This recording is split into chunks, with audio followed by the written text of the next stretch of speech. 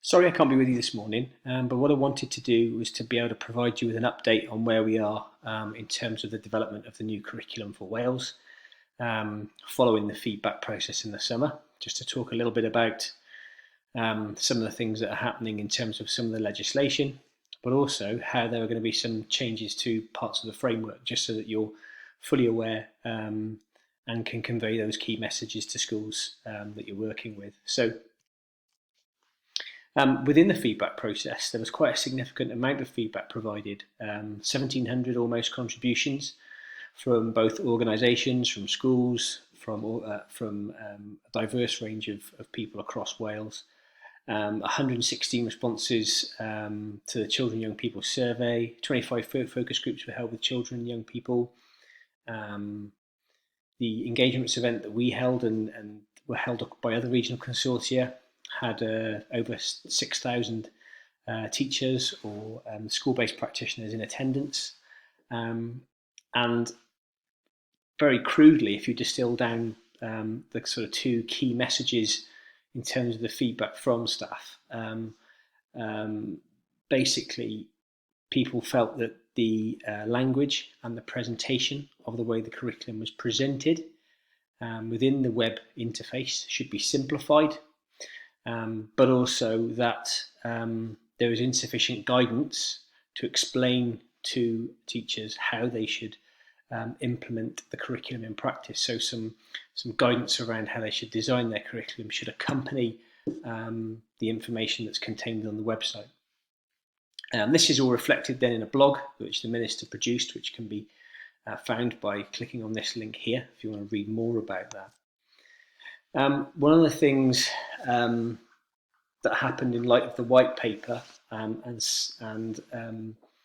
in terms of the feedback was they wanted to, and the Minister felt it was important that we strengthened the position of some aspects of the curriculum framework. So taking a direct quote here from the Minister, I propose to make provision for a statutory framework for the statements of what matters in learning and for a statutory framework setting out broad approach to and principles of progression in HALE across the curriculum as a whole. So when the initial white paper was written,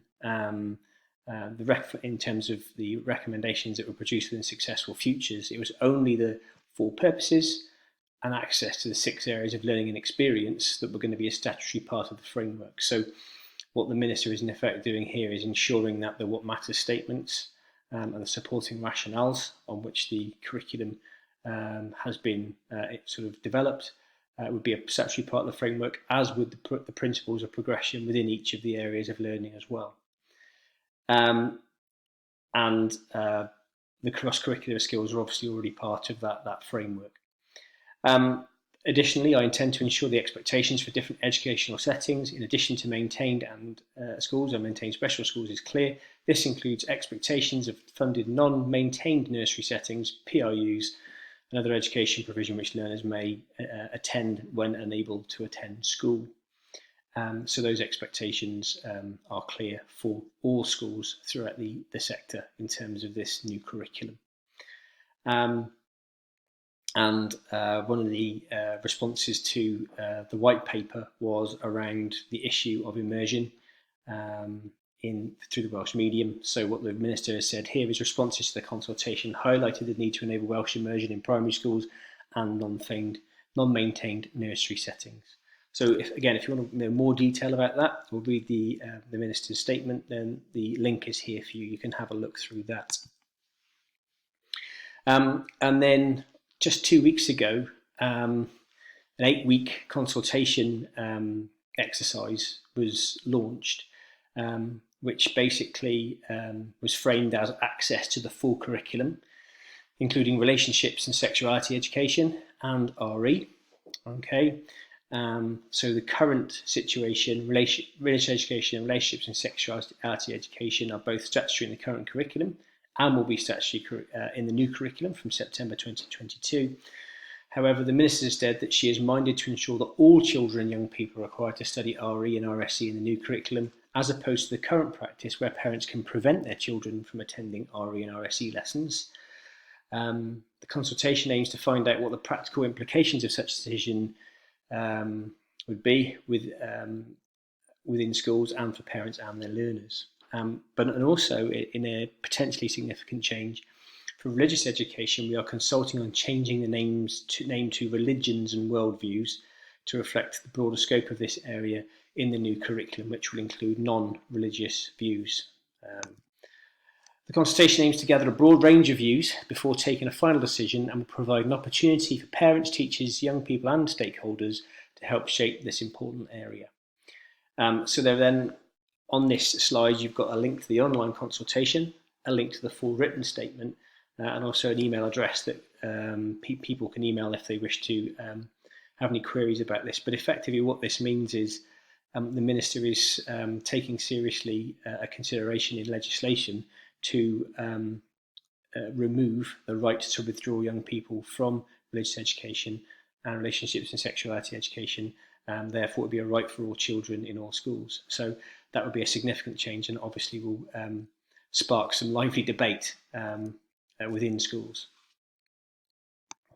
So that's some of the changes in potential change in legislation discussed. So what next in terms of the curriculum framework? Well, what people found when they were visiting the website for the Curriculum for Wales through the feedback period was it was quite complicated to find the information you need. So what Welsh Government have done with their web developer and in discussion and consultation with a variety of schools is to think about how the route to the key information can be simplified.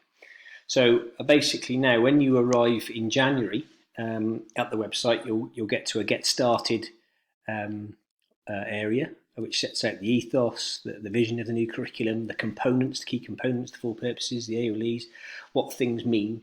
When you looked at the view in the summer, this was a preamble in each of the AOLEs, and it was actually difficult to get down to the content that you needed to review without going through this information first. That's only going to be on the launch page now. Then there's two routes from the launch page. Either you go directly into the curriculum materials here, or you will get some guidance and information, some more sort of general guidance, so the legal status of the curriculum and what that means, so that's clear for leaders and for teachers who are developing the curriculum. And then there's going to be a section around designing your curriculum, okay, which will provide general guidance on how to design the school level curriculum from the national framework. And that's again one of the key pieces of feedback was we wanted to see, or schools wanted to see, clearer guidance as to how that should be developed. So that will be in this section. And then some of the other themes that need to be embedded throughout the curriculum. So relationships and sexuality education, the Welsh and international context, the careers and the work-related experiences, rights, diversity and religious education. So this route through will enable you to access these materials. From Get Started then you can also go into the AOLE. So you'll be able to get to the 6 areas of learning from here. You'll get an introduction to the AOLE, scope and boundaries, its rationale. Then you're into what we would call here the core learning within the AOLE. So the what matters statements, which we know now are going to be part of the statutory framework, will be here. The descriptions of learning, and I'll talk about those briefly because the term achievement outcomes is likely to be replaced by the term descriptions of learning in the new curriculum, and I'll explain that on the next slide. And then progression of learning in the area of learning and experience. And as we know, the way that the progression has been framed in different areas of learning and experience is different in each of the 6 areas in terms of the constituent disciplines and the things that we would look to be developed in terms of progression there. So what are the key principles within the area of learning and experience, and what is the nature of that progression in the area of learning and experience? And then the designing your curriculum here, this box will be the AOLE specific guidance around the methodology, the key experiences that we might expect to develop through the area of learning and experience, curriculum design considerations, opportunities for embedding the cross-curricular responsibilities in an authentic way, and making reference to key links where appropriate. So what Welsh Government is trying to do here through the web interface is to make it more intuitive, more user-friendly, and more easy to be able to access the information that's needed by the end user. So as you'll see from the title of this slide, I've called this bit achievement outcomes or not. For quite a long time there's been a debate within the curriculum development teams as to whether or not achievement outcomes best frame the way we're looking at progression within the new curriculum. So achievement outcomes are likely to be renamed as descriptions of learning because it better describes their purpose, their formative purpose in this sense. So the achievement outcomes are being redrafted to ensure they describe what might be considered to be the essential learning within each area of learning experience as clearly as possible. So this quote, which is quite helpful: learning progression frameworks will place the development of learning at their heart rather than focusing on content and activities. What was found when the experts went through, the curriculum assessment group went through the achievement outcomes that have been written by the quality improvement schools, was that they were too focused on particular aspects of content or activities. And that meant that, in effect, rather than being a 3-year expression of the learning we might expect to see and the progression we might expect to see a young person make across a 3-year period, what they could effectively become are individual activities that could be ticked off really quickly within 1 or 2 activities within school, rather than thinking about that learning as being something that evolves over a 3-year period. So in some cases there's too much that was content or activity focused and not enough on. And if we look at the next 2 bullet points, they clarify what these descriptions of learning should do, which is articulate the core concepts, ideas and inquiries within a discipline, not particular aspects of content or activity. So if we take an example in the humanities, for example, for an area like history, a concept like continuity and change, we could write some descriptions of learning which would enable us to explain how pupils develop a more sophisticated understanding of that concept through that 3-year period, rather than focusing on a particular activity or piece of content to exemplify that point. And also the second part of that is creates opportunities for transfer to other situations and subjects and transcend individual narrow topics. So those are the 2 key things that these descriptions of learning should do. And then assessment should be built from those descriptions within school, and that information will be contained within the assessment guidance, which is published in January alongside the curriculum. The final update I wanted to provide you with was around support for professional learning, which is clearly going to be a significant requirement for schools. There will be a publication that will come out to all schools immediately after half term to describe what professional learning will be available throughout the key milestones, the key leadership milestones. But the slide here will just give you a flavour of some of the things that will be covered through the programmes. And this will be common content delivered in all regions across Wales through a common methodology, common approaches, and all of these resources will be available digitally and as an e-learning opportunity too, because it's absolutely essential that there's a quality of access to this kind of professional learning. And logistically, obviously, it will be quite challenging to take this across the whole workforce. So if we just look at some of the key aspects of content in the programme, in terms of heads and senior leaders, there's going to be a lot here, not just within the curriculum, across the whole education reform programme, about how to effectively lead and manage change. And there's obviously a well-established body of knowledge around change management that works throughout all sectors. So basically it's taking some of the principles from that change management and putting the theory into practice, into a school practice, in terms of how we plan for that change and how we support people through that change. In terms of some of the other aspects, these won't surprise you. Developing a shared vision for the new curriculum, if that's not been done already, in light of the new purposes-driven curriculum. Planning for curriculum change, particularly in secondary schools, around thinking about perhaps some of the curriculum planning and timetabling and how that might potentially change. In addition to curriculum change, there may be some implications around structural staff changes or changes in responsibilities in light of the new curriculum. That's something that we've worked with Rhiannon to think about in terms of some of the management of change for people as well.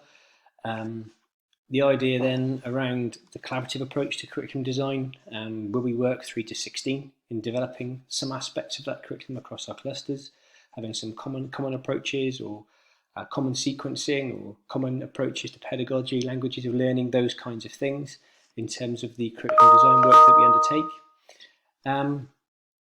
And also that absolutely crucial question around the leadership of pedagogy and how this links to the schools as learning organisations and the leadership standards, and ties in with some of the other work that we're doing regionally as well. So that's kind of the content that will be underpin the programme for head teachers and senior leaders. And then we look at middle leaders and teachers. There's a similar content really to these programmes. I think the crucial thing, and we know this from research, is that the first thing that people need to understand is what's the difference between this curriculum and previous iterations of the curriculum structurally, and in terms of the way we plan from it. So that will be the starting point for all groups. How do we use the planning guidance materials in terms of supporting our thinking around curriculum planning? How does that link then to long and medium term planning? What about things like integrated and interdisciplinary approaches or disciplinary approaches? When is one more appropriate than another? And in which subject areas and why? Okay, so that needs to be a consideration through this programme. A good understanding of progression is going to be essential because this curriculum is built around principles of progression within areas of learning. So teachers, middle leaders need to understand what that looks like across areas of learning. Links within and across AOLEs in terms of exploiting authentic opportunities for planning, and where things will work really well and where perhaps things would be a little bit more superficial in terms of that, in terms of those links. I've got progression twice. The planning for learning then in terms of the how do we sequence experiences, knowledge and skills, so that we best develop our young people's understanding in those areas, okay, in terms of where it's most appropriate to be developing those things in terms of their age, in terms of their experience. And then the last bit here is around what we would call the pedagogic content knowledge. So what's the key knowledge that we need in order to effectively support the development of a curriculum within areas of learning and experience? And then what are the best teaching methodologies that we can use to support the delivery of those aspects of content? So some pretty meaty things in there in terms of the things we need to think about in order to design a really effective curriculum. So that's some of the kind of key aspects of the programme for teachers and middle leaders. There will be also a programme for our support staff, and also a programme to support governing bodies. So that was my update. I hope you found it useful, and if you have any questions, I will be back around this afternoon. Thank you.